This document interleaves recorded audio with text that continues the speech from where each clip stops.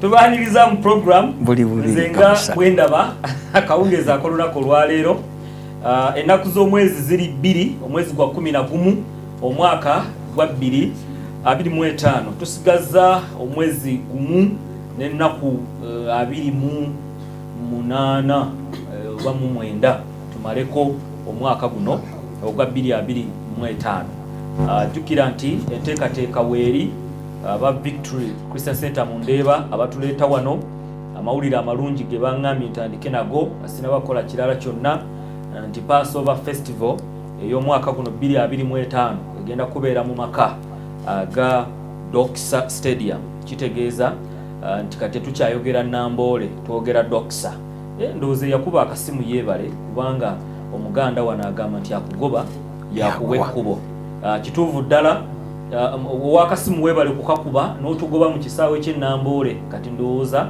ogenda kukakkana n'omutima gukukke kubanga Doxa Grounds yegenda okutegeka ku mulundi guno Passover Festival era mwenna gye muli mweteeketeeke nti tugenda kubeera mu maka gaffe nga singa biri ebibadde okwegayirira abantu timutuyambe mutuyazike wetunasabira wetunamalirako omwaka ayo byaweddewo kale nno weteeketeeke yonna gy'oli obeere ekitundu ku Passover Festival ng'ennaku z'omwezi mulumu December nga tuli ku Doxa Grounds teweerabira nti era televayina egenda okubanga ewomamu ennyo omutwe mu nteekateeka zino ye Doxa TV abatulaba ku Doxa TV mwebale kutweyungako abali ku Dream TV mwebale kutweyungako nammwe abawuliriza ku ani agambye nti evuddeko kweri mugamba ddemu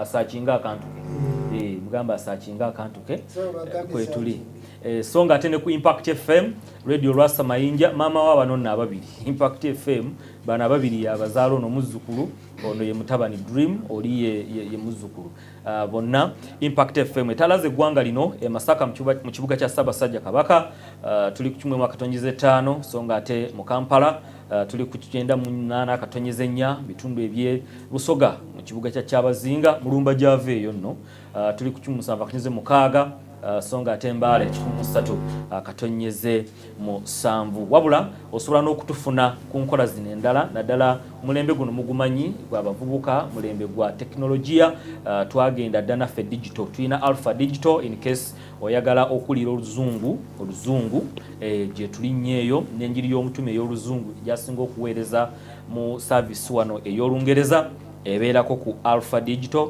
wabula ne ku kibanja gye tuli www.imc.ug mu ngeri yemu ne ku Doxa app nawo oba osobola okulaba n'okuwuliriza Impact FM bendi nabo wano olwaleero buli omu ayogera nga bw'alaba okusinziira ku ddiini ye oba ku nzikiriza ye buli omu bw'atyo bw'ayogera mulumba yateredde dda jjajja Makolo Senkulu Mandwa naye waali mu kooti ye y'ekisamize so nga ate ne Sheikh Zisa Busolo Sheikh Mazzi naye wuno wano ateredde bulungi nnyo owejjokolera naye ateredde Haji Rubawa naye yateredde dda yatweyunzeeko dda wano bulungi nnyo mu ngeri yemu ne Sheikh Amani Sheikh oba Imam Wesanga yateredde dda Sheikh Muyivu ono ye Sheikh Mazzi oli Sheikh Muyivu era obuyivu simanyi 2026 bunamuleka naye kale tujja kubisanga mu programu zaffe ziri endala ate n'entalabuusi simanyi lwaki eyakale yagiremeddeko producer Sheikh Muyivu tomuyina simanyi lwaki agiremeddeko naye kale tujja kuba nga tubisanga alright essaawa eno esooka neyanziza kakalamu kalabye osinziza Allah n'okamala musajja gwe kala zonna sinnakuwa mukisa kwogera ndeka Mungu yabawa alright kale nabbi yajigaane eya yero Nabi Muhammad tayagala oyina hadisi no yajimanyi tugisoma nnyo naye Nabi tayagala bintu bya kyenvu yagamba bwoba yero gikumeko omuliro yoche soko linde nga kanzu nga sintalabuuse nabbi yagaana kala oba yagaana lugoye lwa kala ya yero kuba bibinza okwebyenjawulo n'enkofiira eba yagigana nedda mugenda kundeetera tosikeyo adiizi ntegeere ani makolo gange eki bwaba yagana eki ekanzu n'enkofiira aba yagigana era kati yaba muliro nti embwa enzirugavu mbi ekitegeeza embwa zonna aba ategeezezza embwa enzirugavu kati nekanzu eya yero mbi ate enkofiira embwa zonna mbi kuba embwa yalemesa Jibril okutuusa obubaka temufaayo ekigenda okumala empaka weekiri tukirina ekigenda okumala empaka kyeki hadisi bwebanga gyeri nabbi Muhammadi nga haja agamba nti yagaana kanzu ya kyenvu bwe kinaaba bwe kityo empaka zijja kuba ziggwa mulumba yagamba nabbi yagaana langi eya kyenvu amenvu nga yali agalya ate muleye mbuleba lya kyenvu mujja kundeetera hadisi eyo muleye mbuleba lya kyenvu libalyeyo lwaki muntandisizeeyo baliraano ab'e Tanzania bafunye pulezidenti kati ajjudde babadde agusa kya Pombe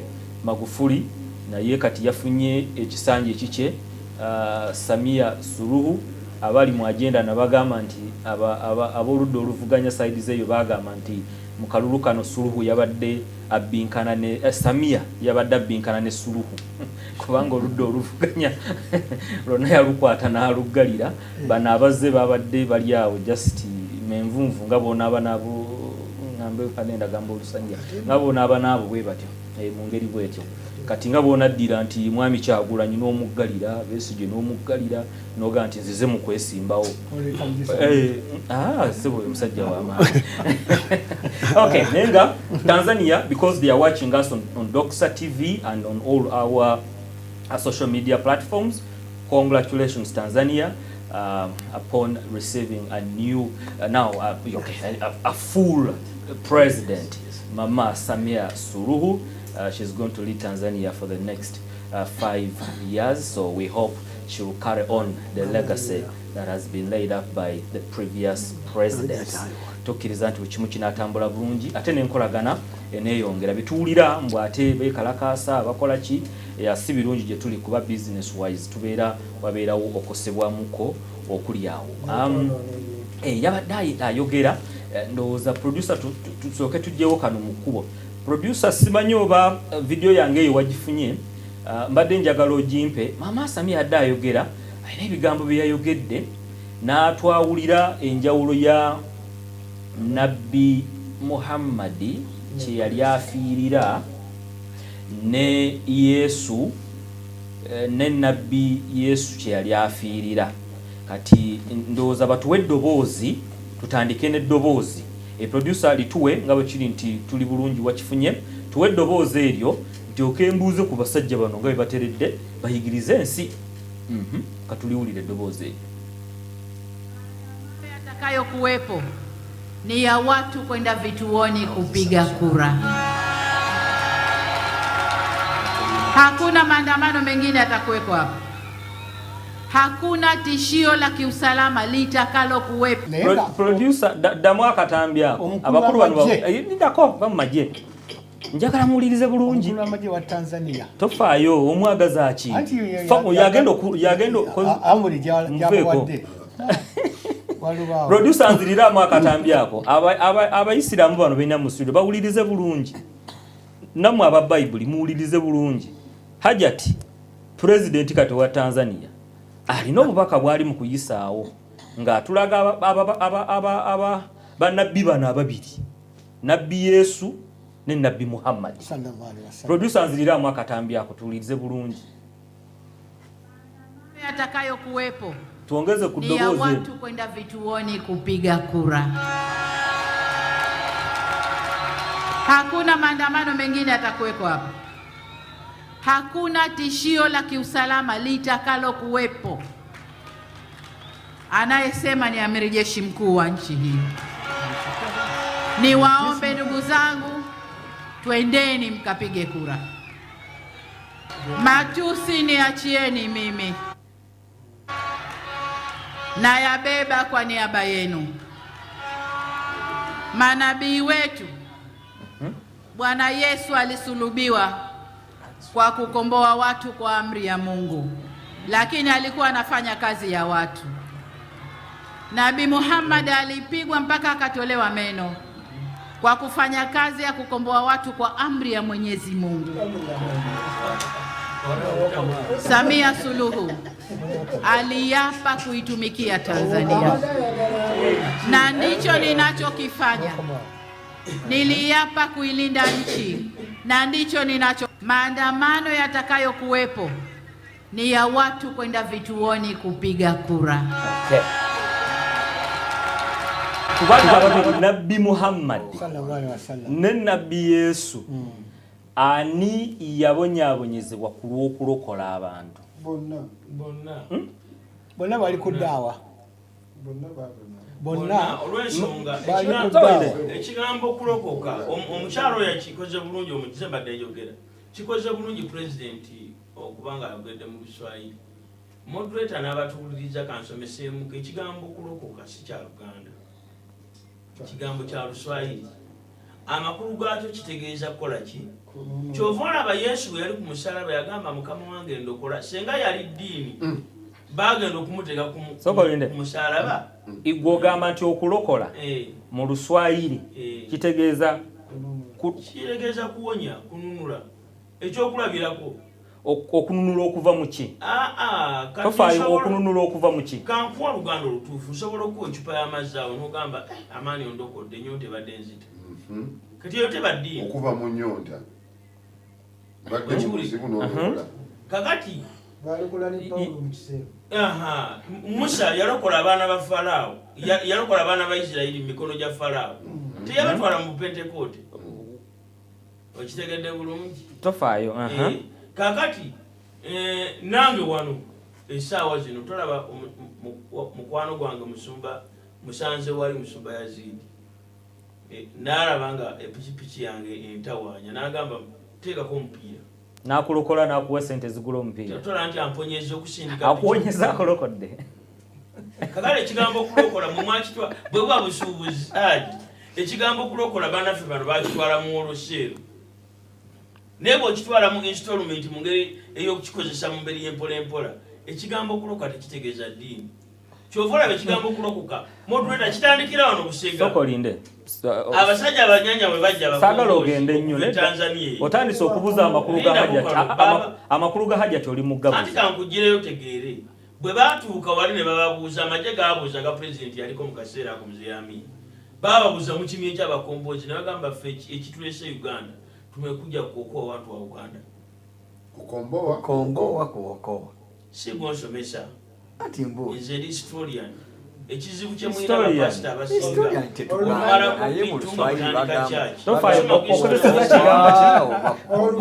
Oluvannyuma bagamba tuli wakomboa. Ne baba n'abuuza banaye kubadde mutegeeza kulokole. Bajjukira Amin yali amaze okuba abalokole wano nga balimbye nti bawunya enziku. Nga baali abasirikale ne bakola ki? Abasirikale ne bagaana okubona. Katongero tegeera zisabusolo. Muhammad yalokola ani? Kakati basebo omukyala oyo president engeri yamaze okukubiriza Tanzania n'abagamba mugende mukube akalulu ebyokwekalakasa bikole ki bikome era bikomeddwa kubanga omukulu w'amagye aga Tanzania awadde amuri awadde ekiragiro tejja kuddayo kubakola ki kwekalakasa konna okwa buli ngeri konna.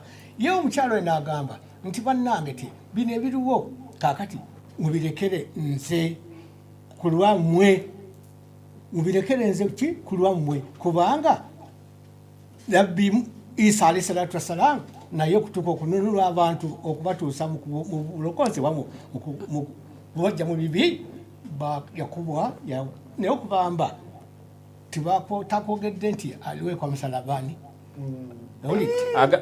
hakuwekwa msalaba. Ensonga. Banga ono yabadde mulumba abadde agala kuleeta ye nga bwategeera olidde naye yakubibwa yabonyabonyezebwa ku lwaffe ate nabbi Muhammad yabonyabonyezebwa atya mpuliriza bulungi lwaki tewabiwadde mulumba nze ndi mukubuuza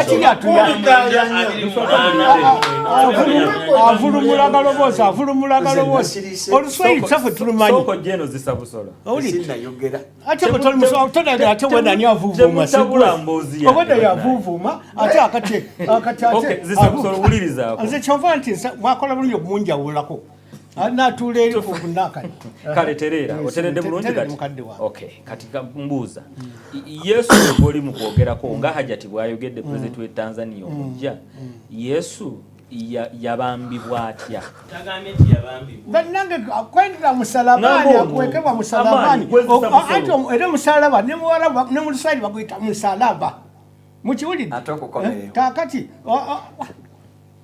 oli moderator mbuuza oza kuyiga Luswayiri tofaayo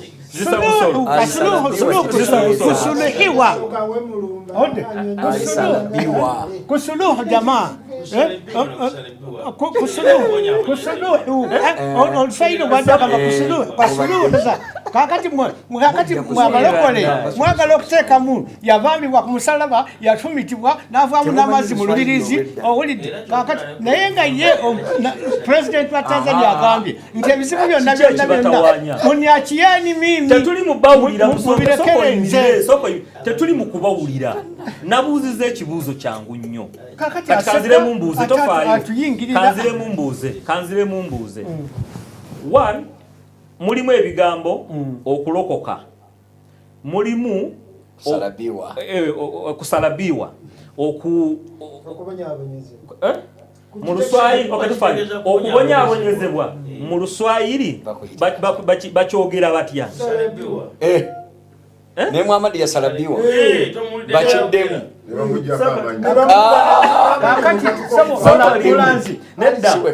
nedda kanfune omuntu ali ku mpewo ali mu byuma tofaayo kanfune omuntu ali ku mpewo ng'amanyi Oluswayiri ambuulire okukomererwa ku musaalaba mu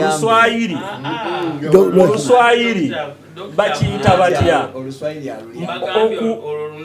tofaayo mubadde ki empaka zijja kutuggwa saa kiki tukaayanya ennyama tugirina mu nkwawa zaffe tetukaayanya uliriza wamma gwe bw'obanga gy'oli oli ku mpewo ng'Oluswayiri olutegeera bulungi okutusinga okubonyaabonyezebwa mu Luswayiri bakyogera batya okukomererwa ku musaalaba mu Luswayiri bakyogera batya n'okulokoka mu Luswayiri kitegeeza ki producer bagenda kuŋŋamba bw'oba osobola kisindika ku namba wansi awo weeri ku screen gwali ku Dream TV ne Doxa TV n'ennamba yiyo ne oba okuba bukubi namba direct ekuba ngenda kukwata noti 758 empaka kazituggwe kubanga oli kyayogera kirala nammwe kyemuli mu kunyinyonnyola ndaba nga kirala akati nga tojja kukkiriza ki okulokoka mu Luswayiri kisooka bakyogera batya ate kitegeeza ki ekyokubiri okukomererwa ku musaalaba bakyogera batya mu Luswayiri ale ekyokusatu kandaba ono wanji mimi ni Mkongomani yoza ni mwana mboka sahihi labali ngala msalabani okwo kwe kukomererwa ku musaalaba yes ndio kusulubiwa msalabani yes ate okubonyaabonyezebwa ni akateswa kuteseka akateswa yes la ate okulokoka ni kuokoka, kutosha watu ndani ya uchafu moya fulani ni kuokoka. Kuokoka, akaokoa watu. Neyanziza okomerwa kumusa. Thank you very much. Thank you so much. Producer no mumpembere msobolo. Okay. So pendo okay kale. Dr. Abera okatula gwembadde kutte ku line wano kampulire kyangamba. Producer mumpo oyo. Okay, mukisatwa tugumuwadde. Dr. Nze Joli. Oli wano. Ndi wuwo. Kyebayita okukomerera ku musalaba, kusulubishwa oba kusulubiwa. Ate kyebayita okubonyabonya, kutesa. Ugamba nti ameteswa, ameteseka, ana mateso, kitegeeza abona alina ebizibu. Kyebayita okubona ekyogedde ge mateso oba okuteswa, kusulubiswa, kukomerera n'omusalaba oba kuttira ku musalaba. Ate omuntu bw'abanga attiddwa mu ngeri ndala era nayo tuzuula bwe yattiddwa. Kyoyagala gwe oyogera bugezi nti omuntu bw'aba afudde bw'ati tugamba nti abadde ki? Tugambe bw'abonaabona ng'abonyebonye, kubonaabona bubonyebonye, tugambe ng'afunye oba bulumingo obwo, tugayita majeruhi. Amejeruhiwa, afunye obuvune oba ebiwundu. Kati gw'olina Oluswayiri lwawula ebigambo n'ebigambo terubugattiriza. Bw'ofiira mu kabenje eba ajali. Kuokoka kwe kulokoka, kuokoa kwe kulokola. Okay. Dr. Tonagenda ate okukombowa kubanga haja abadde wano nga Yesu bakuba amini. Abedda. Kukombowa, kununula. Kyenkana nga bwali guze ekintu ng'omuntu abadde akitundula ekigwe n'ekisasula ebisingako. Okyendize ekyo kyebayita kununula, obununuzi. Kukombowa. Kukombowa. Omuntu bw'agula ekintu, embuzi yo n'osanga ng'omwana waagitunze, nga gw'obadde ogisuubiramu emitwalo 3 agitunze 2, bw'oli n'omuwa 25 n'ogyeddiza. Ekyo kye bayita kukombowa, kitegeeza kujja mu nvuba. Tweyanziza Dokita, tweyanziza. Waliyo n'ebirala ne mbadde ndowooza kamala okwongera okuwulira kubanga omugudde mu bantu abaagala okubabuzaabuza bambi balowooza nti temulina amagezi. Nawulira awo olumu Seeka ng'agamba nti Yesu talina ggulu. Nawulira nga Seeka kati Yesu talina ggulu. Butalina ggulu jajja batubalamu.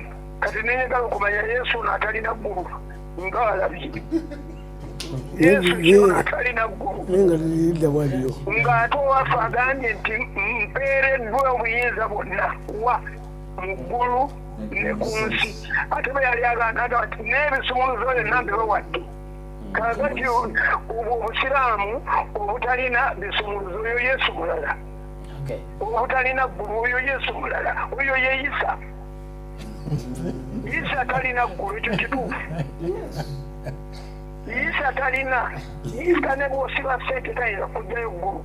Naye eggulu kasoyogera ggulu ng'oyogera Yesu yalirina. Neyanziza. Okay. Ebintu kati bibiri ndowooza birikirya bulungi kati njagala muyigiriza abantu. Hajati mukazi musiraamu ayawudde bulungi nti Nabbi Yesu yakomererwa. Yakomererwa okulwokulokola abantu. so nga ate nabbi Muhammad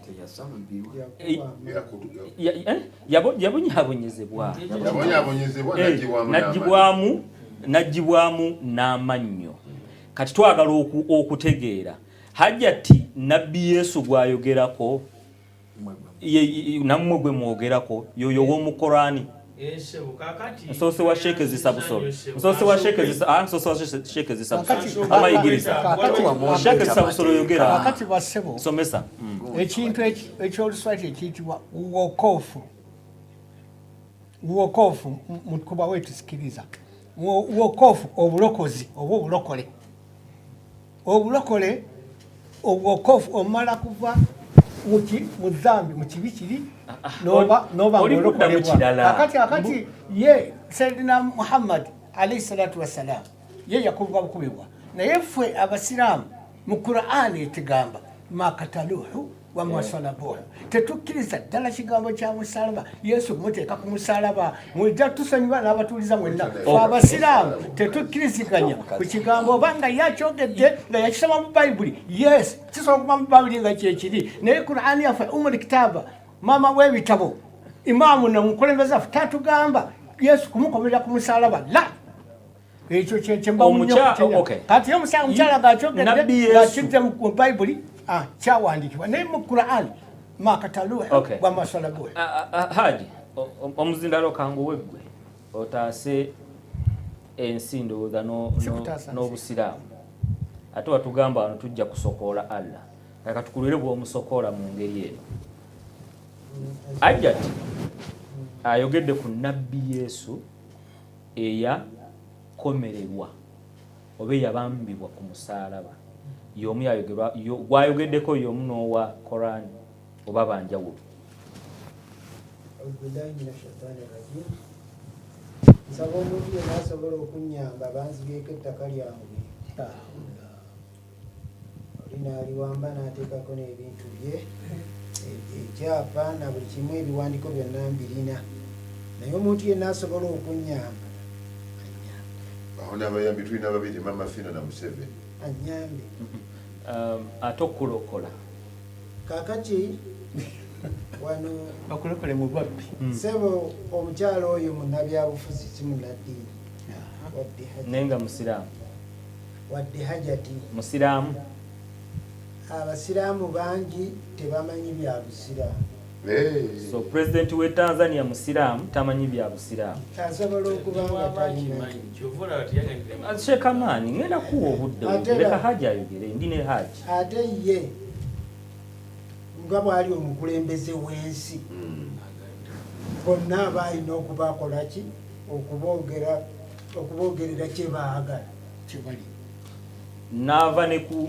kyeddiini twakirabako ku Haji Nadduli nga bamuwali hakaza yagamba nti ndi munnabyabufuzi era nayita gundi ne mugamba gabire abaagala embizzi bannabyabufuzi kati nga tugeze kati nga Ssaabasajja Kabaka tasobola kusosola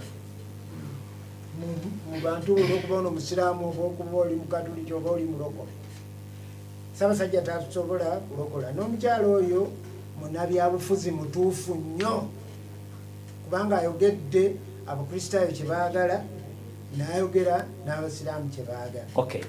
Hajjati oyo okwogera kyogezaako okuŋŋamba nti ye ayawudde mmwe kye mutannaba kukkiriza ye abaawulidde nti abakristaayo balina nabbi waabwe Yesu yakomererwa ku musaalaba ku lw'okulokola abantu. Mmwe mu busiraamu muyina nammwe nabbi wammwe Yesu. Kati omukyala oli osuubira yandiyogedde atya ng'asaba bululu aperereza era kyeyasookeddeko ti abantu mugende mulonde muve mu byokwekalakaasa nkitegeera ekyo. Yes. Kaakati aba alina okulaba nti abasamize abasiraamu abakatoliki abakristaayo bonna bamuwa akalulu. Wanji mzee njagadde ng'omukulembeze wa puroguramu obeeko ebintu by'owandiika ojjukize nga b'obeera nabo nti kino kyo twakisalawo bw'oti obusiraamu bwe bubaako ekintu kye bwagala nga kyabwe tukiwandiike nti ekyo kyo kyabwe twakimala tuleme kuddanga mabega tugambe nti ekigambo kino kye bagamba nti omukazi yakwata akalobo akajjudde ebintu ebibi n'abyesiiga asimanyi n'abinaaba asimanyi n'abinywa bano ne babiwagira tukkirize tukiwandiike nti omusulo gwa nnabbi empitambiye n'ebirala n'entuyi ezimuvaamu mu busiraamu bo bakkiriza bibawa obutuukirivu bibakola bulungi naye ffe tukkiriza nti ffe tebitukola bulungi ne tukisawali wabbali discussion ended bwe baba bagamba nti wamakataluuhu wamasorabuuhu nga bo kye bakkiririza ddala tukiwandiike wali kiggwere ddala kireme kubeera discussion mulundi mulala kukomawo nga kibeera kidda bwe kidda ng'abafu abatalina magezi oba abatali progressive tetugenda mu maaso kakati ekyo ne tukibalekera era bwe wabeerawo akikomere tumuga naye nikyo twakimala isa ye tebaamutta yesu ye baamutta isa tebaamukomerera yesu ye baamukomerera ekyo ne tukimala ne kidda wali wabbali bwe bagamba nti mu kusaba omuntu ateekwa kubanga atunudde wamu wokka nga yo nkola yaabwe ne tukibawa ffe nga tumanyi nti omuntu wonna waatunudde ekereziya yonna gyetunudde ekkanisa yonna gyetunudde eba etunuddeyo era saala ziddibwamu kuba katonda tabuza netiwaaka ekyo ne tukimala kati bo ne tubaleka ng'emizigiti kabbuli zaabwe n'ebirala bitunuddeeyo ne tutakiwoza obutuufu n'obutali butuufu ne butaba nsonga yaffe ne kiba nti abo kye bakkiriza nabo ne bamanya abasigaddewo nabo kye bakkiriza ne baba respectinga mu nkola eyo obwo bwe bugunjufu okiwulidde bulungi ssebo omukulu mulanzi kubanga omukulu oyo zisabusolo oluga nti ffe tubagamba nti tebaamukomerera gwe bataakomerera gyali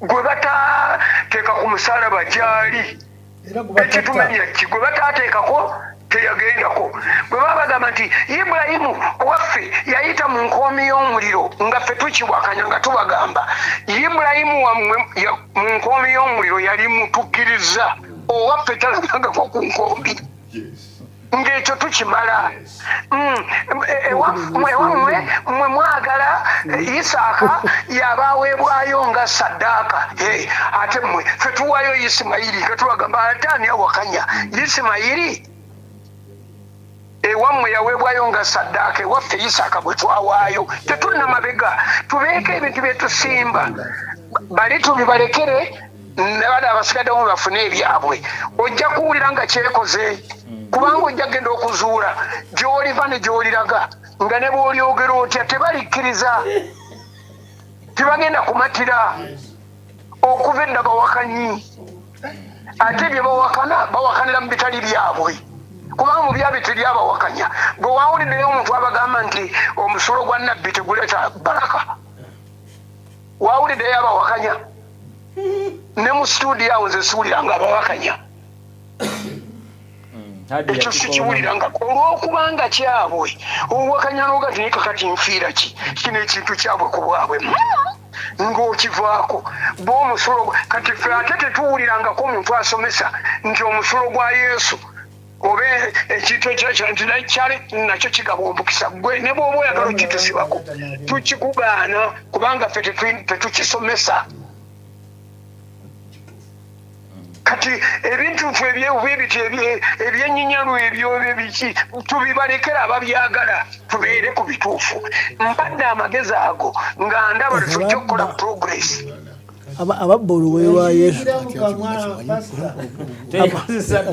ababba olugoye lwa Yesu nga luliko omusaayi baleka banogolerera mbwe kiyingira mu kamwa agiruwa kiyingira mu kamwa tekikola kitya ekyonoona muntu wakifulumana kigenda mu kiyigo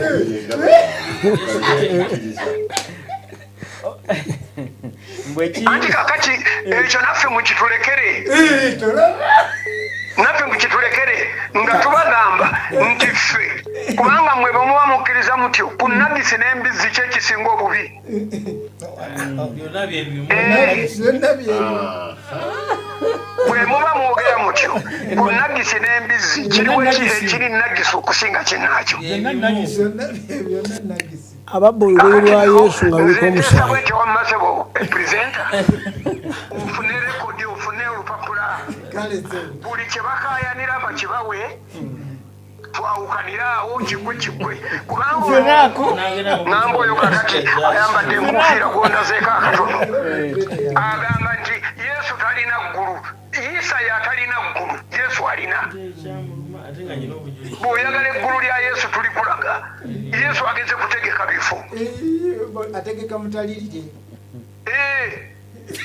ate nga waliyo n'agamba nti nze nninze emmeeme yange Yesu agitegekere kakati awo twogere tutya bw'oba owakanya ekyo nga tuga nti kati gwe tabaaya bibyo noono mulekere ebibye tujja kuba tumaze ng'obugunjufu buzze kubanga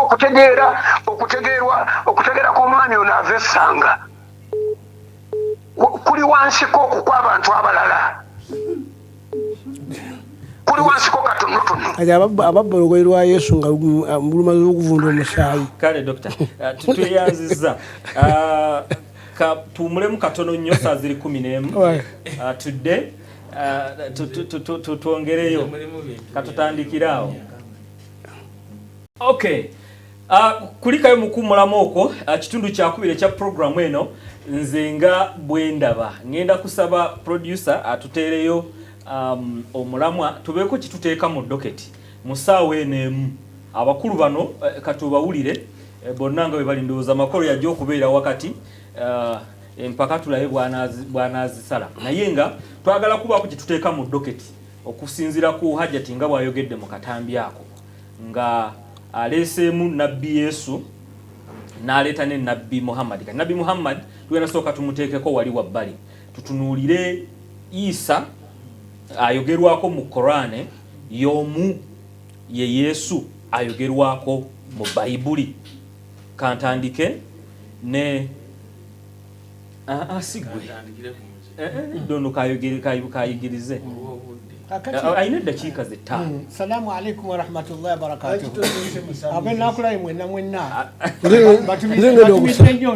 ngenda okusalawo nawe nkutumidde nnyo ne Sabura mugende bulungi mukuweereza abantu ne bannange ffe mukwata embuukuliza emiggo okutugoba ku Yesu ne mutugamba nti oyisa wammwe embuukuli muzirekera muziteeke mu nnyumba.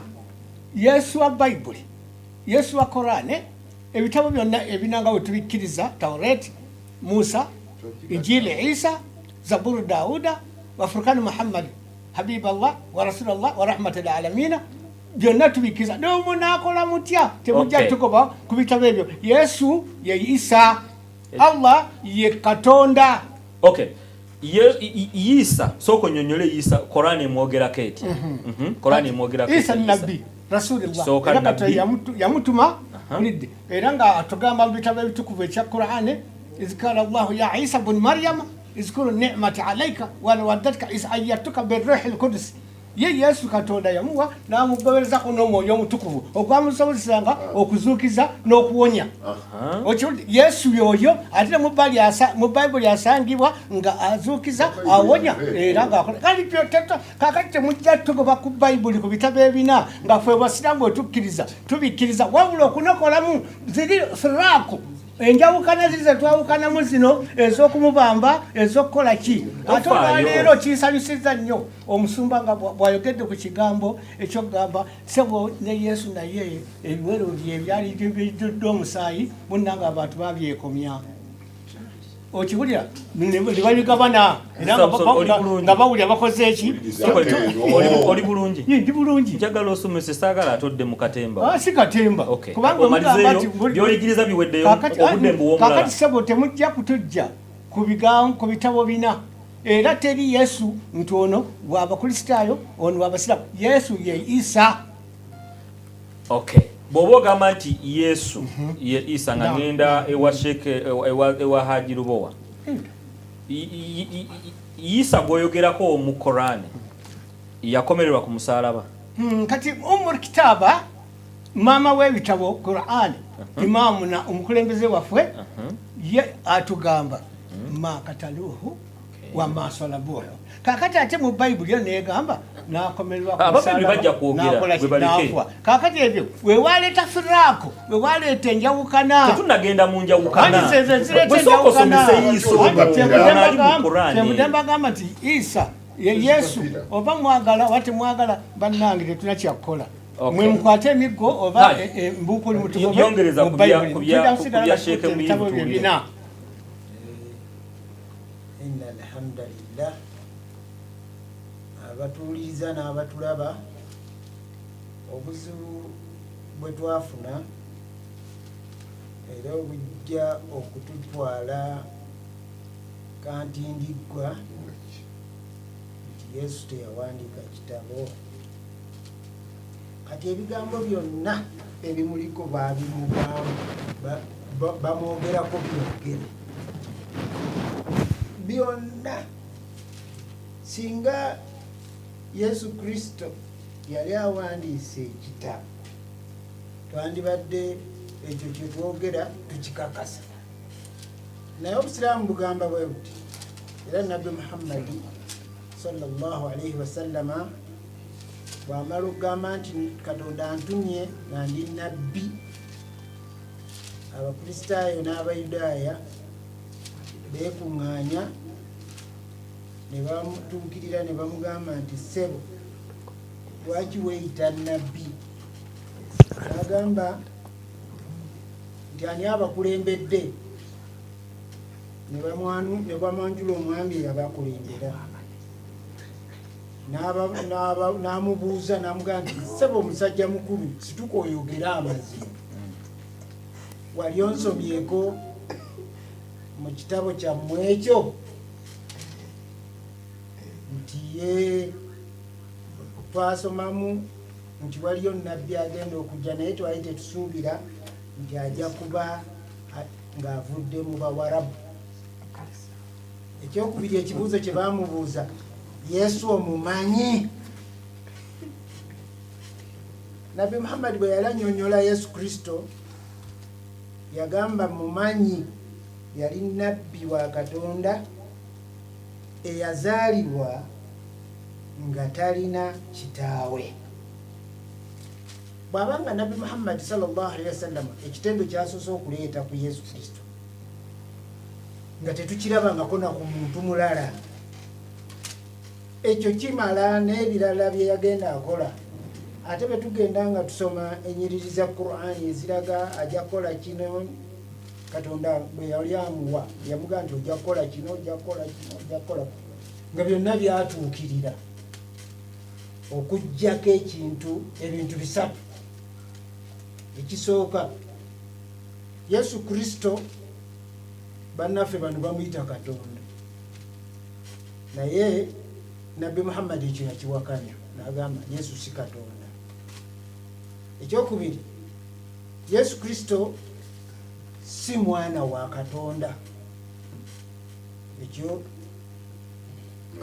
nabbi muhammadi sallallahu alaihi wasallam nakyo yakiwakanya ekyokusatu nabbi muhammadi n'agamba yesu kristo tebaamukomerera ku musalaba era teyagufiirako ebyo byokka ebintu ebisatu byebiriko kalumanywera ebirala byonna tukkiriziganya nga yesu kristo ayogerwako y'omu naye olw'okuba statement eri yali emaze okunywera ey'ebintu ebyo ebisatu nga bano bagamba oyo yali katonda ddala tasobola kulamusa muntu oyo yali Katonda ddala, oyo yali mwana wa Katonda, nga bala bagamba yali mwana, abala bagamba yali Katonda.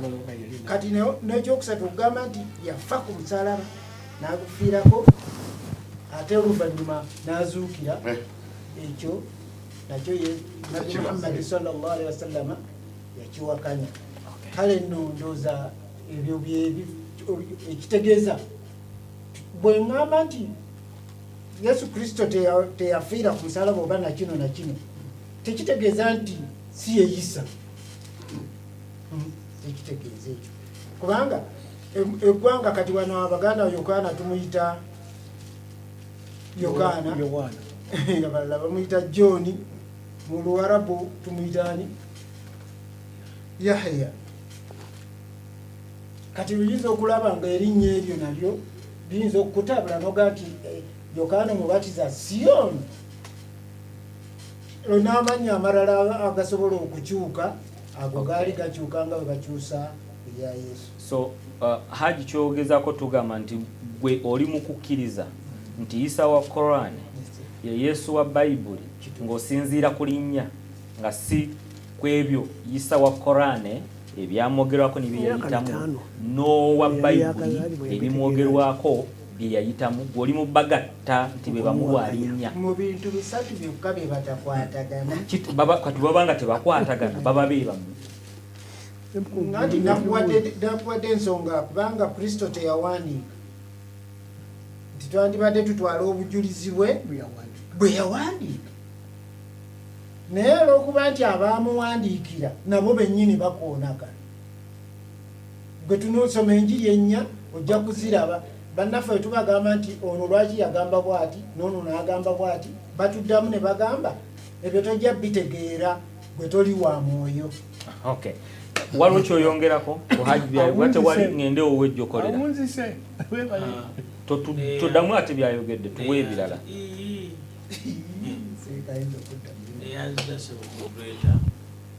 Akakisa kompadde okukubaganya ebirowoozo ku topiki yaffe olwaleero ebuuza nti Yesu Kristo ayogerwako mu Bayibuli ye Isa wa ayogerwako mu Korane? Kituufu, kifaanaganako bw'onoogamba nti omukulu w'essomero y'omu ye headmaster era ye head teacher. Okusookera ddala Yesu okufuuka kye yali kyonna, Nabbi Isa okukola bye yali byonna. Sheke sonyiwa okuyingiramu kuba oli mu kusomesa. Head teacher asobola okuba nga si omu ne headmaster. Head teacher asobola okuba nga mukazi. Headmaster abeera musajja. Anti mwenzijja. Tofaayo okitegedde ekyo kubadde onkubye engalike kituufu baba banjawulo. Mwenzijja kubanga guno omulimu tuba tugukolera mu biti bina.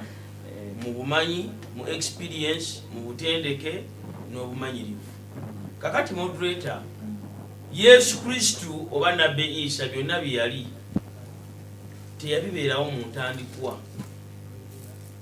Ebimu ng'okuzuukiza abafu, kubanga oli ajja kugamba leeta nga azuukiza Lazaro oba ogamba nti leeta nga bamuteeka ku musaalaba, ate aleeta byasembayo. Naye Yesu Kristo ono bwe tusoma mu Quran mu sura ya 3 aya 45 Allah agamba nti jjukira ow'ekitiibwa Allah bwe yatuma malayika eri omuwala Mariyamu eyali akuumye obwereere bwe. Malayika Jibuliru n'ejja n'emugamba nti munaye ojja kubeera olubuto, ojja kuzaala omwana wabulenzi, ajja kutuuma erinnya lye nga ye Isa buni Mariyamu. Bayibuli nayo n'ejja mu Luka 2:26 wagamba nti mu mwezi ogw'omukaaga malayika wa Mukama n'agenda mu kibuga eky'e Nazaaleesi eri omuwala atamanyi musajja ayitibwa Mariyamu eyali ayogerezebwa omwami ayitibwa Yusufu. N'amugamba nti oweereddwa nnyo omukisa, laba oliba olubuto olizaala omwana wabulenzi era alitumibwa erinnya lyani? Yesu. Awo tulabyewo ebintu bisatu. Bwe kiba nga abalokole mugamba nti Yesu ayogerwako mu Bayibuli si ye Nabbi Isa wa Quran, njagalayo mulokole ogwo abakanya bino. Ekisooka, Mariyamu okufuna olubuto obubaka tebwava wa Katonda. Ekyokubiri, Mariyamu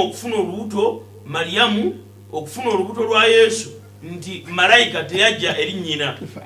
Ekyokusatu, ojja kutuwa obujulizi nga maama wa Yesu ayogeddwako mu bitabo 2 kuba Qur'an ne Bible bigambe si Maryam aha kati kunoba obawula tojja no mukuzukira tandikira wansi ojatuga ati kyava abo wenjawulo ono wa Bible tiye yesefoloza ekyo kimu ekyokubiri Yesu Kristo bw'amala okutumwa gwe gwoga nti si nabbi Isa mu Qur'an ne mu Bible Qur'an bw'eba emwogerako bino mu sura ya 6 aya ya 6 surati Saf Allah agamba nti wa rasulan ila bani Israil nesatu anamwenda tu wa rasulan ila bani Israila Yesu onajja Mariamu amawulire agafunye Yesu naye agenda kujja nga mubaka eri abaana ba Isiraili Qur'an bw'esomesa Bible nayo eyogera ekintu kyekimu mu kitabo kya Matayo 15 line ya 24 Yesu yayogera n'akamwa ke n'agamba nti nze ndi mubaka eri abaana ba Isiraili kati musumba nga tonna wakano ojja kutuwa verse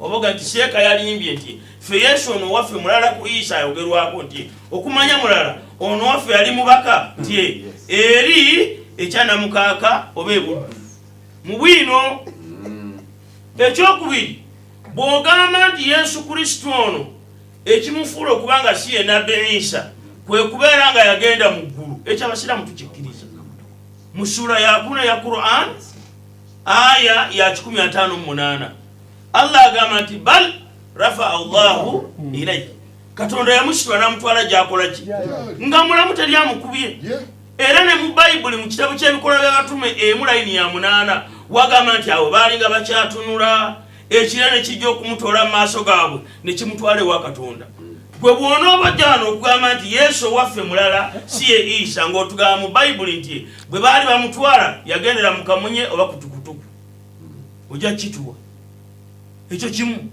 kakati zino differences ezijja ze bateekawo abantu tukozesa Bible okuzijjawo ne zituwa obumu ekyokulabirako okugamba nti Yesu Kristo yabatiza okugamba nti Yesu bamubatiza tukijjawo na Makka emunnya kubanga Makka atugamba nti awa Yokaana yajjanga yabatizanga okubatiza okwokugibwako ebibi era abantu nabava mu Yudaaya ne Yerusalemu nga bagenda mu maaso ga Yokaana babatize na buli yatuukanga mu maaso ga Yokaana nga yatula ekibi kye tubuuza bw'ogamba nti owuwo omulala kuba bamubatiza Yesu yayatula kibi ki mu maaso ga Yokaana kuba buli yatuukanga ali kisebo Yokaana abatiza mu mugga Yordani mbadde nziba nakubanga obuyondo nayagalanga baka bannange Yesu yakola kibi ki balyoke bamubatize ekisembayo bw'otugamba nti Yesu Kristo ono ekimufuula ow'enjawulo ku Isa gwe tusomesa kubeera nga yafa n'azuuka mala tukubuuza yafa ki Yesu yafa ogenda kutubulira Yesu yafa ki yafa musujja gwa nsiri yagwa ku accident yafa ki kubanga abasinga batugamba mbu Yesu bamukuba ku musalaba ani akulimba ngenda kuwe bwandiiko bibiri ampuliriza moderator abasumba bano basobole okuyiga Yesu tujjawo ekigambo ekyo ne tumuza ku Isa okubanga y'omu kubanga mu 15 kitabo ky'Abakolose ekisooka wagamba tulabikanga abajulira ab'obulimba abajulira eby'obulimba Katonda kubanga tutegeeza nti Katonda yazuukiza Kristo gw'ataakola ki gw'ataazuukiza kubanga njogera amazima nti abafu tebazuukira obanga abafu tebazuukira bw'ato ne Yesu Kristo teyakola ki ebyo biri mu Bayibuli ekisembayo musumba abatuwuliriza ne moderator fe tugamba nti nabbi Isa alayhi salatu wassalaamu y'omu ye Yesu bwe mutugamba nti Yesu Kristo ono yafiira ku musalaba muba mulimba Qur'ani yetugambye mu sura ya 4 aya 157 wakawulihum n'ekigambo kyabwe nga bwebaana tife twata Isa Masiya mutabani wa Mariyamu wama kataluhu tebamutanga nti oba yafa butidde oba jjinja wama salabuhu yadde okumuteeka ku musalaba walakin shubbiha lahum Katonda amufaananyiza gye balina n'ekifaananyi n'amutwala gy'akola ki gyali kaakati Yesu bwe tusoma mu 19 28 maliriza 19:28 ekitabo kya Yokaana musumba atunuulidde alaba sheekhe yakwata layini za Bayibuli kamalirize neeno sebo moderator wagamba nti Yesu wamala okumanya nti ebigambo ebyo byonna biwedde mu maaso ge waali wateereddwawo ekibya ekirimu esimu omwenge ogujjudde obulungi omukaatuufu ne bakwata omwenge ne bagutwala ku mumwa gwa Yesu kasa Yesu yamala okunywa omwenge bw'ati Yesu n'akutamya bw'ati omutwe gwe n'agamba nti kiwedde. Eyo verse etulaga nti Yesu yafa ndigi. Yafa ndigi bannange. Si musaalaba musajja yafa ndigi. Ate yafa. Yafa ndigi. Kugambe muzindalo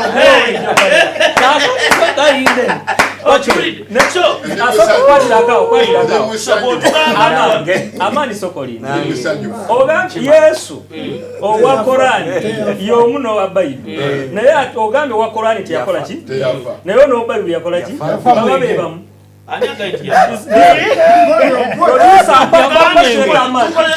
abayomu abasumba bano bulijjo batugamba Yesu Kristo neŋŋamba nti Bayibuli yennyini etugamba ebyo bya bulimba tafiiranga ku muki kumusaalaba Bayibuli eno giraba sife twagiwandiika nkwade dakiika nyingi komaawo Yesu owa Bayibuli yafandigi yakoteka omutwe agamba musiramu nnaku ekituufu Oluyisa Katonda olwaleero ne mwebale olw'okubeera mu studio ne mpulira kale katuliziganye kukunnyonnyola kwa mutabani wange. Njagala okwebaza Dr. Serwadda ku nsonga gy'ayogeddeko ng'abadde atunnyonnyola ku bigambo by'Oluswayiri. Omutwe ogutuweredde olwaleero gutwongerayo nti kubanga kiri sebo twakivuddeko naye bakubolesa weekiri kino kijja ne kituuka nga tulaba nti bwe tuba twogera ku Mukama waffe Yesu oba Yesu bwe njogera ku Bikira Maria oli nagamba nti Mariyamu nze nga akwata Bayibuli yadde yange ya bitabo 7 ojja kwesiŋŋaana nga kati nze n'ekitabo wano kye tuyita ekya Siraaji eyakiwandiika muzzukulu waani era erinnya lye bamuyita Yesu. Nkusomeremu wano entandikwa. Ekitabo ky'amagezi ga Yesu mutabani wa Siraaji ekimanyiddwa nga Ecclesiasticus kyawandiikibwa mu Lwebbulaayo omusajja ayitibwa Yoswa. Ecclesiasticus owulira kyawandiikibwa omusajja ayitibwa Yoswa mu Lwebbulaniya oba Yesu. Owulira ekigambo ekyo kati tulinayo omusajja eyawandiika ekitabo kino eky'amagezi gwe bayita Yesu. Mu kitabo kino kyenkutte Yesu kati olaye gyali era wuliriza nze njogera byange. Ekitabo kino kirimu bingi eby'amagezi ag'Ekiyudaaya kyogera ku biwolereza era n'ebisemba naye ekitabo kino kyakyusibwa mu Lugereeki muzzukulu we oluvannyuma. Kati olaba nti Abayudaaya bwe baali bayawukana nga tebakkiriziganyizza n'Abagreeks ebitabo bino ebyawandiikibwa mu tali nnimi zaabwe tebaabikola ki tebaabitwala era kyobulaba ne baali baawukana eri emabega. Kati Martin Luther bw'aba bakukerizia naga n'ebitabo biri Abayudaaya bye baagaana naffe tujja bikola ki kubitwala mu ndagaano ki enkadde. Kati njagadde kulokolayo kunonayo kantu ka Yesu kuba tulinayo ne Yesu omuki omulala kyebavudde ngamba nti Yesu y'omu kubanga ensonga Dokita gye yayogeddeko ekigambo kye bayita okukomboowa okununula okwo okw'okusasulira kigambo kikulu nnyo mu bulamu bw'abakwata ekigambo Bayibuli. Yesu ono owaffe yajja okusasulira okununula redemption to redeem.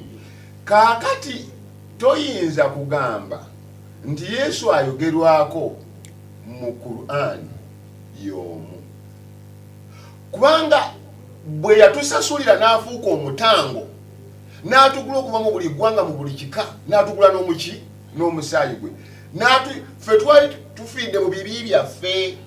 Kakati Yesu ono ffe embwa ffe abamawanga ffe tewalina yali atumanye nfe Abaganda Abakyoli abazungu Bakanada tewali yali atumanyi. Mukama yali amanye eggwanga litya limu lyokka ly'Abayudaaya. Ffe Yesu yatula n'atusembeza ne tumanyibwa twali b'amawanga. Katifaanana bwetyo omulimu ogwo ogw'obulokozi bw'atugattako tobulaba nti ffe tukola kimu kyakumukiza nti yakola ki yafa n'akola ki n'azuukira. Era ye topiki ye twali kuwalisibwa n'engamba nagambira nti ffe tulokokera mu lunyiriri lwa kumeka lwa 9 mu Baroma 10 tikasitukkiriza mu mutima gwo nti Katonda yamuzuukiza mu bafu kakati olina kukkiriza nti yalina okufa ng'olyoka ofuna obulokozi obulumuzi obwo tufuna lwa kumukkiriza n'olw'ensonga eyo ojja kwesiŋŋana nti emyaka bwe gyetooloola ng'ebiwandiiko weebiri bino mpaka mu mwaka gw'507 emyaka 507 eno nzikiriza gy'owulya gye twogera enzikiriza gye twatulaffe abakatole gye tuyita enzikiriza y'enniike waliwo n'abaali bagala okusinga bagamba nti teyazaalibwa kyova olaba mulimu bingi nga bagamba nti teyazaalibwa byaliwo biti abasajja ne bagamba nti tunyweze bye tukkiriza nti naafa n'azuukira ku lwesatu nga bwe kyali mu biwandiiko kati enzikiriza eyo yawandiikibwa mu 325 nga tetunabadde okulowoozayo nti eribaayo n'ennabbi yenna mu mwaka gw'507 nejjevaayo omusajja agamba nti omusajja oyo ndo tebaamutta ng'abalala baaliwo emabega kakati mu ngeri efaanana bwetyo omuntu abaddewo emyaka 5 nga n'ebiwandiiko bimwogerako n'ebyamuliko byonna n'obujulizi weesiŋŋana ng'ono gwe baba boogerako omulala oluvannyuma lw'emyaka 576 okujja okuyinga eno mu 2025 nga byayogerako byawakanya ebiwandiiko eby'emabega biri byogera kirala nnyo ate ye afuna okwogera okukwe kulala n'olw'ensonga eyo aba tayogera ku muntu y'omu oyo aba wanjawulo Mulumba Yes, mzindalo guliwo neyanziza ssebo moderator waffe neyanzege bulungi bwa programu yaffe eno zenga bwendaba n'abatulaba n'abatuuliriza ku Dream TV, Big TV, Doxa TV, Impact Radio basa mayinja mwenna abatuuliriza mu bitundu ebyenjawulo eby'eggwanga n'ebweru w'eggwanga tubalamusizaako nnyo wano tuli mu budde bwa kawungeezi nze Mulumba Isa Cyrus Gemanya ndi mulokole mukulikeyo mwenna ababadde mu masinzizo ne byemuyize fenno wano tuyize bulungi wano ku Impact Radio ku Victory tuyize bulungi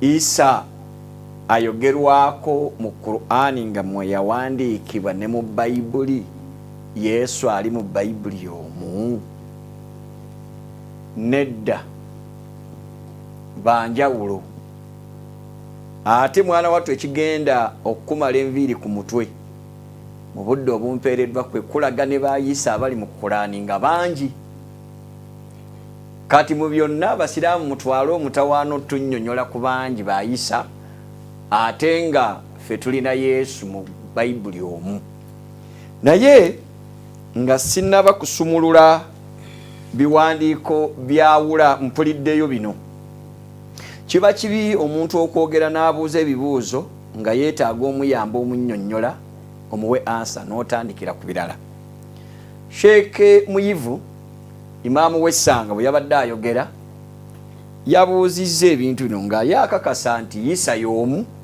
ne Yesu Yesu wa Qur'ani naye n'aga nti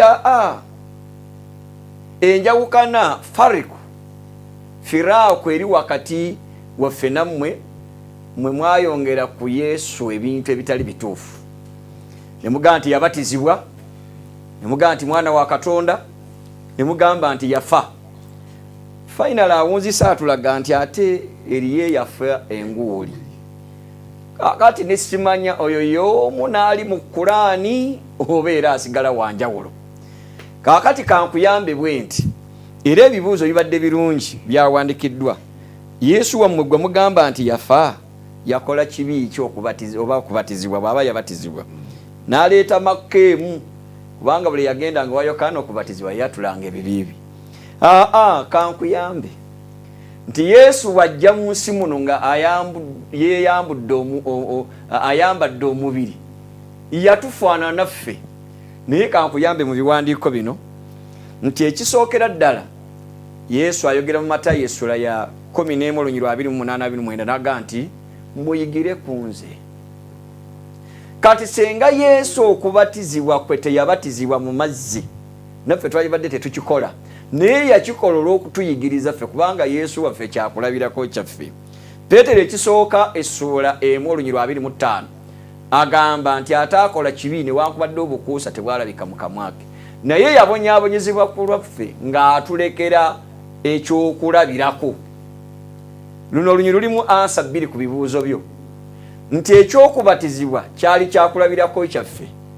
Jesus was our example. Kwe tulabira bye tukola. Tubatizibwa si lwakuba ye yakola ekibi, naye yali alaga ffe abakola ekibi tukole kino ne tulabira ku ye ng'ayambadde omubiri. Toleeta birala nziramu byoli. Ekiddako Sirika. n'aga nti bw'aba yakomererwa nga yafa yalwala bulwadde ki era yafa ki lwaki yafa. Isaaya akuyamba lwakuba tofaayo.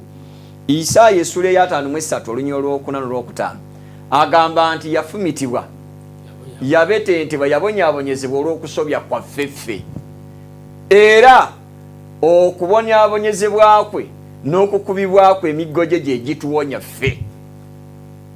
Naye abonyaabonyezebwa lwa kusobya kwaffe, akubibwa emiggo egyali kubiddwa ffe twali tetugisobola ne gikubwa ye, kubanga yajja ng'omutango gwaffe. Kakati temwogera nze nasirise, tukuume studio ekitiibwa kyayo nga bwe mugira bwefaanana n'ababalaba gye bali. Yesu ebyo ebibuuzo byo nti ekitwaza Yesu ku musalaba n'akomererwa, akomerera lwakugjawo bibi byaffe ffe, abonyaabonyezebwa lwakubanga ffe abaali bakituddemu. Kati kankuwa ekyokulabirako nti kino ekyokufa kwa Yesu kiva mabega, nti Yesu yafa dda nga tannajja na mubiri. Bw'osoma ku Bikkuliro essula ya 14 olunyiri lwa 67 13:8 agamba nti omwana gw'endiga eyattibwa okuva kutondebwa kw'ensi.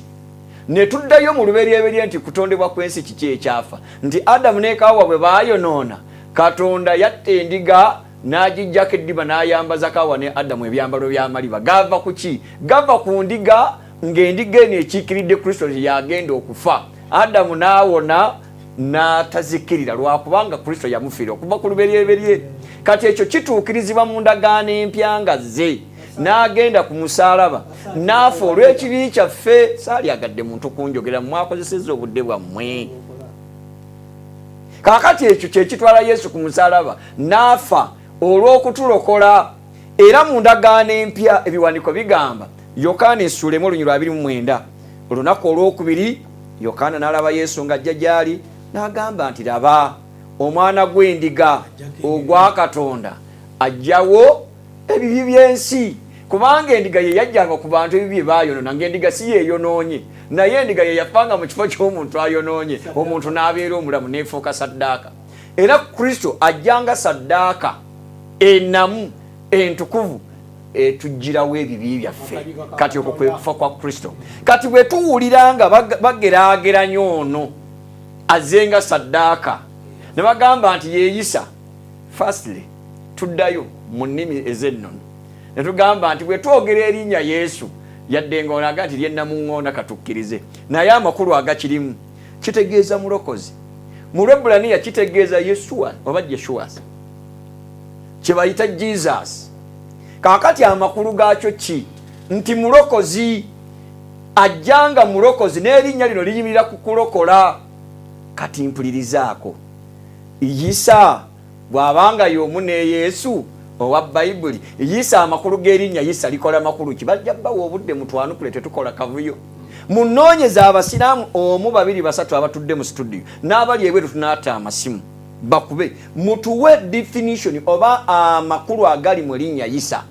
Kubanga nze nasoma Oluwarabu ne Bayibuli y'Oluwarabu njira gye bayita Kitabu Mukaddasi, naye ne bw'onoonya okuva ku Kitabu Takwini yerubereberye paka ku Oheya kubikkulirwa tosanga mu linnya Yisa mu Bayibuli. Mulimu Yasuwa. Lwaki? Kubanga lye likola amakulu g'omulokozi. Kati neewuunya bwewuunya abayaaye gye baava ate ne bajjayo erinnya mu Luwarabu eryaliyo mu Bayibuli ne baleeta Yisa, nga Yisa tekirina amakulu ge naakitegeddemu. Kaakati ekyo bajja kitunnyonnyola. Kati nze weŋŋambira nti Yisa ali mu Kulaani mulala ku Yesu ali mu Bayibuli, kubanga ono mulokozi. Agambye nti mujja tuwa obanga Maryamu azaala Yisa nga mu Bayibuli si ye Maryamu. Bannange mmwe abawano muli Baganda, nze siri Muganda. ndi we Busoga naye neewuunya bwewuunye nga nze Mulumba iriwe ffe Busoga ba Mulumba tuli bangi ntuuka wano e Buganda nga nsangayo ba Mulumba era omuntu kola naye dda wadde awanze ndi wanjiri tubeera naye mu kabbinkano naye baga Mulumba yawula Mulumba ki nti omulokole owaawo nti omusoga ate Mulumba ono ti we Buganda kati oli bwawulira Mariamu atandika kutema miranga nti Isaabiri afiire Isaabiri ekingo omusoga akoze Isaabiri ekyafiire ngwe tuteeka kuyira mu magezi yandibaayo Isaabiri abandi kati noono kamubikire nti bw'owulira Mariamu mu Qur'ani tabeera Mariamu wa Bayibuli kankuwa ekyokulabirako nkutegule Luka essula 1 ng'onoonyeza kyogenda okunzira mu budde bwo Luka essula 1 olunyiriro 26 waliwo ebibuuzo 3 awo mu mwezi ogw'omukaaga malayika Gabudyeri n'atumibwa Katonda mu kibuga eky'Eggaliraaya ekiyitibwa Nazaresi eri omuwala atamanyi musajja eyali ayogerezebwa omusajja erinnya lye Yusufu owa e Nazaresi 3 Mariamu wa Bayibuli yaliwe Nazaresi ekibuga tukiwulidde nga bamwogereza Mariamu wa Qur'ani azaala Isa yali waawa mu Qur'ani era ani yali amwogereza ani yayogerezaako Mariamu wa Qur'ani tumanye nti y'omu ekyo bannange muteekewo enjawulo tuddayo ne tumanya nti tugenda okulaba ono ng'olubuto lwalina lwa Mwoyo Mutukuvu bw'osoma Matayo 18 totya kutwala Yusufu totya kutwala Mariamu mukazi kubanga olubuto lwalina lwa onjogera ku Mariamu ono wa Bayibuli kaakati ngenda okulaba ng'ate bano balina Mariamu azaala Isa Allah kennyini gwe yajja n'afuuwa mu bwerere bwa Mariamu n'alyoka afuna olubuto lwa Isa si Mwoyo Mutukuvu nga Allah yafuuwamu tito sigwe moderator kati owolereza kikankubo owuliremu kaakati bw'oba otya okukubibwa owayogedde byaki kati bwe tuzuula ono gwe baafuuwamu tugenda okulaba ng'ate ono gwe baafuuwamu kicupuli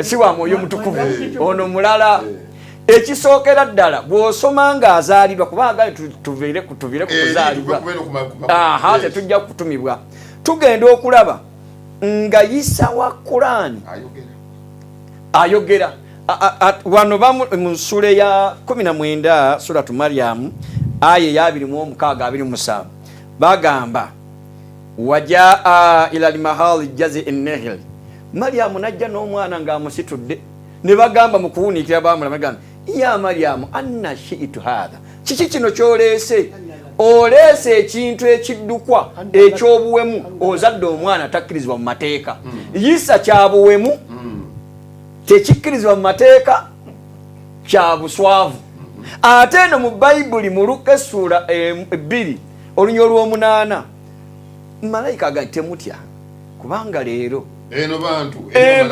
baleetedde ebigambo ebirungi ebyessanyu eno bamalayika eri bantu mbaleetedde ebigambo ebirungi ebyessanyu libe eri abantu kubanga leero azaaliddwa gye muli omulokozi Yesu eno Yesu azaaliddwa abantu babalangirirako ssanyu ne basembera ne bajja era tugenda okulaba nga waliwo n'abajja ne baleeta n'ebirabo ne bamusinza Isa baga nti kino kiddukwa kyabuwemu omwana azaaliddwa takkirizibwa na mu mateeka mbuuza bubuuza y'omu ono Mariamu azaalidde mu kiraalo kya nte Luka 2 kubanga mu kisulo ky'abageni tebaafuna bwe babeera ne bagenda ku ttale abasumba gye baali balundira ebisibo byabwe ne babeera eyo n'azaalirayo omwana ayitibwa Yesu n'amuzazika mu kisibo mu kiraalo nga bali ne Yozefu kaakati ngenda okulaba nga Isa Mariamu azaala Isa azaalira ku mugga ku mutende era wansi we mu magulu ng'azaala omugga gukulukuta era eyamuzaalisa yali malayika n'amulingiza bw'anaga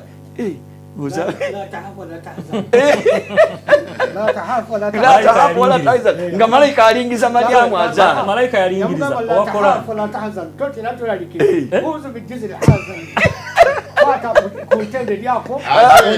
ate eno si gyaliyo ne bimujjira ali ku mugga asitamye kaakati oyo si yoono mwami mulanzi nkomyawo. Okay. Ebibuuzo bye bisatu katugira. Sirina Tebannakuwa mukisa obadde ki? Yesu gw'ogenda okwogerako wamuse dda Wamuse. Sooka olinde. Tumuvudde mu kuzaalibwa. Sooka olinde. Musooke mulindeko. Producer ategekera amasimu. Aha. Bamaze ngeze okwetegereza abantu bano bombi. Isa ne Yesu. Emyaka 5 nga Yesu yazaalibwa dda. Ono n'asooka najja n'asooka agamba nti ye nabbi. Naye nabbi awakanya emyaka 5 owakanya oti ebintu kyazaalibwa dda. Kigambe amaanyi. Emyaka mmeka? Gw'omusamize ekyo kiraba nga ono talina kuwakanya oli. Naye amaanyi ye takiraba. Emyaka 5 owakanya ekintu ekyaliwedde. Mwami mulanzi. Omusamize akiraba. Naye amaanyi takiraba. Kaakati nze bwe nagenda okusoma mu bintu ebya Yesu. Sajja yebandeko. Bwe nagenda okusoma Yesu. Yesu ono bomulaba bagubba bubbi. Ne mugamba yali akati nti azuukidde. Bingenza okubigattagatta tibyegatta. Era Yesu yatera okuba mulala n'owaki n'owabano mulala kubanga oli omulamba tebagubba. Owaba teyazuukira. Oguli omulamba bagubba ogwabano. Anedda muleke mpulirize ku bantu. Mawadde essaawa namba n'eddakiika 46. Nze mu kusalawo eddakiika 14. Babawulidde. Mwena musomesezza teri atasomesezza. Nze mu kusalawo okwange ba Yesu baawukana. Kale. Ali ku layini. Omusamize akalulu kawadde abalokole. Njawudde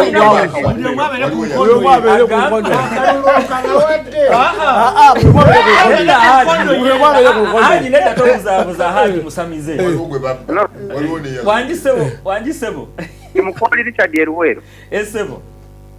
Leero lwentegedde nti abasiraamu mulimu obutamanya.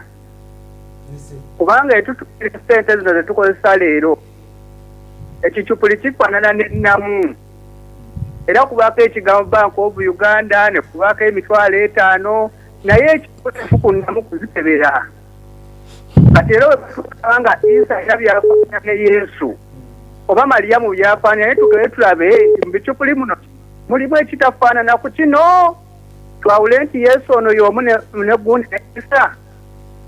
Ekisooka bajjajjaawe bennyini banjawulo bamaama bafaite batafaananya kati sijja kugenda kicupuli ke bayita Isa nga kitafaananya ku Yesu Mukama bawe omukisa. Govumye buvumi sebo. Okay, bampa omulala. Okukola. Abavodani Isa. Oli kumpalanirako. Tayogera ng'akamaze muli. Twagala mpalanirako sebo. Akawumbwe kabula mukama. Wanji. Okay. Bampo mulala producer. Twawule. Alo Impact FM. Oli live. Mwana mulanze wakuweereza. Kale sebo. Mwana yali twagala kumanya kakati ekirala Yesu bamwogerako nnyo Isa bamwogerako nnyo. Mwana mu lubuto yamala mu bbanga ki era ebiro bye byali bimeka. Byali nakyo myezi 9. Okay. Mu Mariyamu yamalamu emyezi emeka zisabusolo kiwulidde ekibuuzo.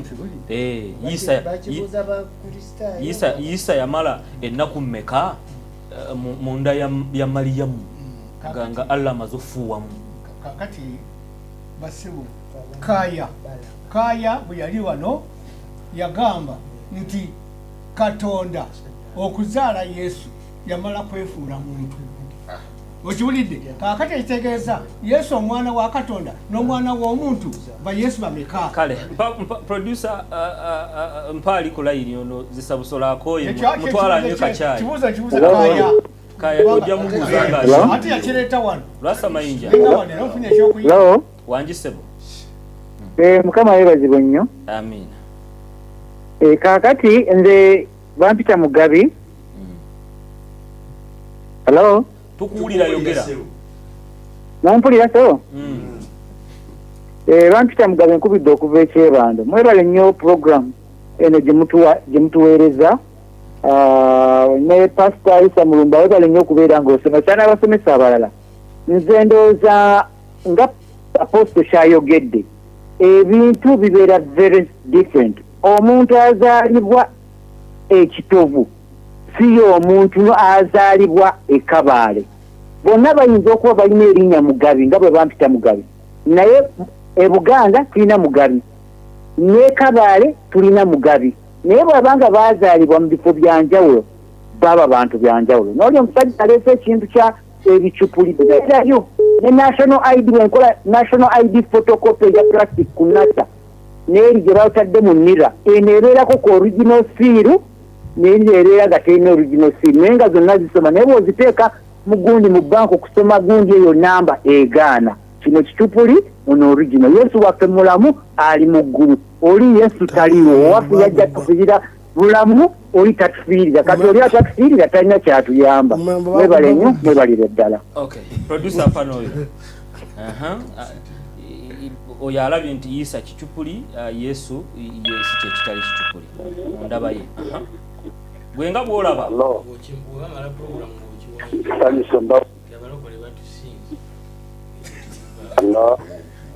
Bati wa musse. Yabanza kubasinga kwa wa musse.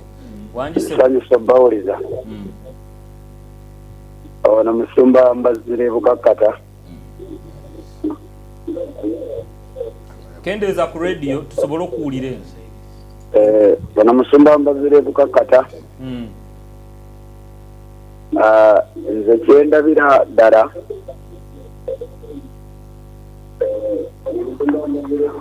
Musumba oli mu kwewulira nfunyemu okutaataaganyizibwa okuwulira endowooza yo olw'ekyo kuba oli eddoboozi lya laadiyo weebale naye olyongezza nnyo bampa omulala bw'okuba essimu wenna atugoberera kendeeza eddoboozi lya TV oba erya laadiyo oba wonna w'owuliriza tusobole okuwuliriza eno n'amatu gaffe gano oba oyagala tukuweereze n'omwaka ogwa 2026 kiba kirungi n'okendeeza eddoboozi eryo mpozi ng'otukooye Lwasa Mayinja Bampoyo. Hello. Wanji. Ndi Salongo Nyombi likitanate. Nsanyisa okuwuliza Salo. Omusiramu yatugambye tumuwa Yesu asembayo ne Isa asembayo. Nze mubuuza. Malayika nga jogamba malayimu mudyamu sonja kuzaala omwana. Wafu yamugamba ati Emmanuel. No yali Emmanuel. Dina makulu ki? Nekirala nowabwe yali mutango era kali wali mwana gwandiga neyanze kali Haji Salongo muddemu bomulidde obulungi Salongo Nyombi ekyo mukulu Amani yakyogedde naye nga bw'okinyonyodde si bwe yakyogedde kati okugamba nti ate okusembayo sikitegedde omutango kati mukulu Nyombi tugenda nnyo mu manya era kikoze bubi nnyo okugenda mu masimu omukulu nga n'ebibuzo bye tekamba gatte lumu n'omusumba Mulumba nedda kuddamu Salongo Mulumba obudde bwe bw'okumuddamu njjakukuwa obudde nze mbukuwa producer Mpali Kulayini bw'oba toyagala kuddamu bireke leka naawe ate nze nyiiga musiramu n'ono yanyiize wuuyo mu sikulini bamukulaga Salongo Nyombi kugambye muddemu ebibuuzo bya Mulumba mbiina wano ngenda bikuwa omuddemu kamba gatte lumu tofaayo lwaki obagatta lumu kati nga Mpali Kulayini producer tofaayo kubanga togoberera kye ŋŋamba ebintu byangu nnyo bw'oba bw'oyagala okukubiriza program oluggi luggule jangu ogikubirize ne bw'obanga si ggwe agenda ogikubiriza goberera amateeka bwe bugunjufu bwe tuli mu kunoonya mu program amateeka gaki oba program amateeka ga program erina amateeka geyateeka okuddamu producer Mpali bw'oba tetugagala then you don't show up simple producer Mpali Kulayini wanjise bo banyabo nsanyise nnyo okubawuliza ono musumba mbazire bukakkata sebo mukulu mulanzi yesebo nze enteeka yange egamba nze kye nayongera okulaba nti Yesu owa Bayibuli mulala ate ne Isa mulala kubanga bo bagezaako okwozaamu baayozaamu booza okulaba nga baagala okwefaananyiriza. So nze ye nteesa yange Isa mulala ate ne Yesu mulala.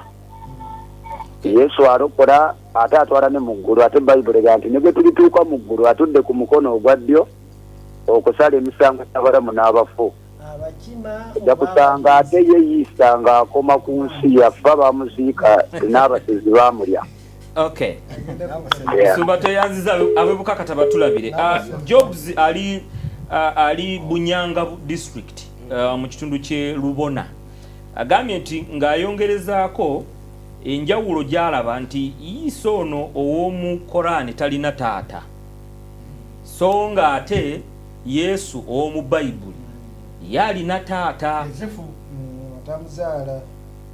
Yosefu Ali taata abatakuzaala. Ono yagambye alina taata. Alina Yosefu. Naye kibaga kiri bwe kityo. Isa wa Korane erinnya lye eryokubiri yaani?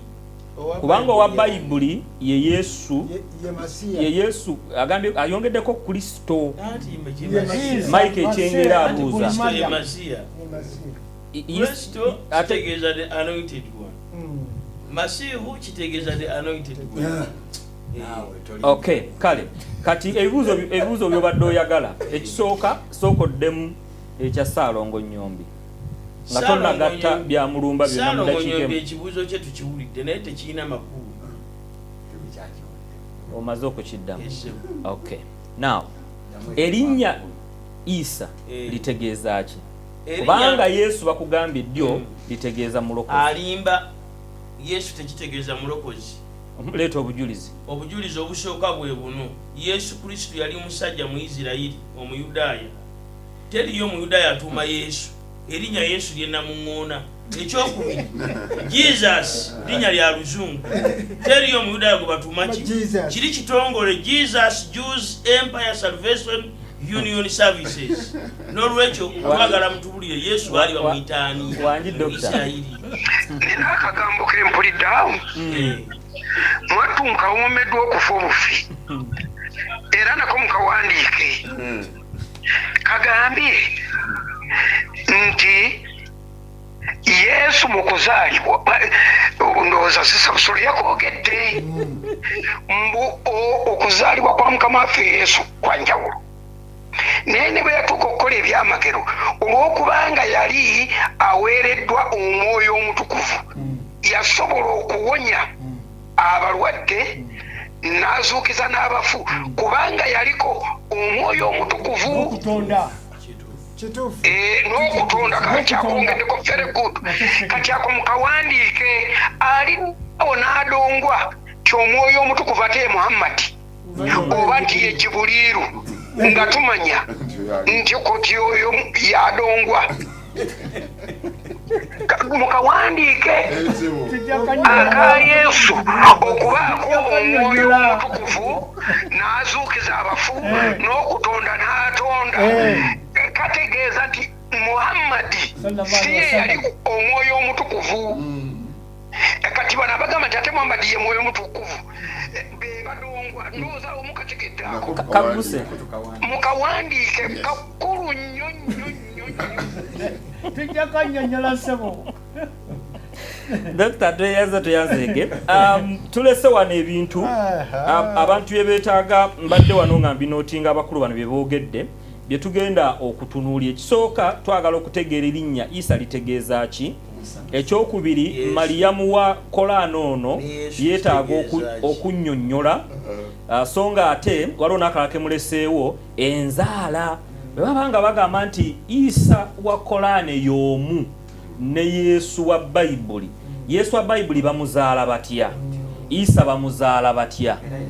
Era yazaalibwa. Okay, byonna ebyo tugenda kubisanga nga tukomyewo wano.